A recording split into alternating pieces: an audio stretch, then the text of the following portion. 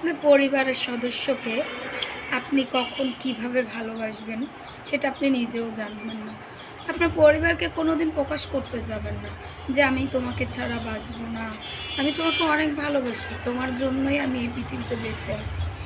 এই উপমাগুলো যখন তাদেরকে শোনাবেন, তারা আপনাকে নিয়ে উপহাস করবে। কিন্তু কোনো ভালোবাসার রিপ্লাই দিবে না। এবং অর্থ এমন একটা জিনিস, অর্থ এই পৃথিবীতে এমন একটা মানুষ যে তার কারণে বাবা বলেন, সন্তান বলেন, বলেন, স্বামী বলেন, আপনাকে বিনিময়ে ব্যবহার করবে। কিন্তু দিন শেষে আপনাকে ঠিকই সে ছিঁড়ে ফেলবে। সেটা আপনি বুঝবেন না, কারণ আপনি তাদেরকে ভালোবাসেন। এটাই আপনার দুর্বলতা। তাই এই দুর্বলতা প্রকাশ করার দিকে নিজেকে একটু একটু করে ভালোবাসেন, নিজের প্রতি একটু সচেতন হন। নিজে কিসে ভালো থাকবেন, কিসে ভালো থাকবেন না, এটা একান্তই আপনার পরামর্শ।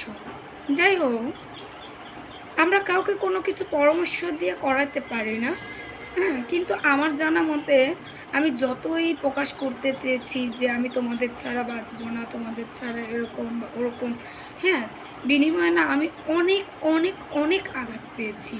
সেটা বলেন মা, বলেন বাবা, বলেন সন্তান, বলেন স্বামী। তার কারণে আমি এখন নিজেকে ভালোবাসতে শিখেছি। নিজের ভালোবাসার উপরে কোনো ভালোবাসা নেই। এবং পৃথিবীতে আপনি সৃষ্টি হয়েছেন, সৃষ্টিকর্তা আপনাকে পাঠিয়েছে কোনো একটা উদ্দেশ্যে। সেই উদ্দেশ্য আপনি কিভাবে পূরণ করবেন সেটা আপনিও জানেন না। তাই এমন কিছু করবেন না যে যাতে আপনি পৃথিবীর মায়া ত্যাগ করে সকল মানুষকে ছেড়ে চলে যেতে হয়। এমন কিছু করেন যে আপনাকে ভালোবেসে প্রত্যেকটা মানুষ আপনার পিছনে সময় দেয়।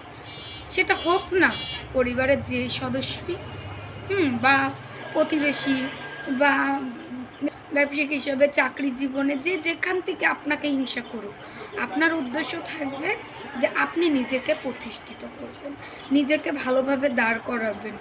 হ্যাঁ, জৈন জৈন চাহিদাটা যুগ যুগ ধরে চলে এসেছে।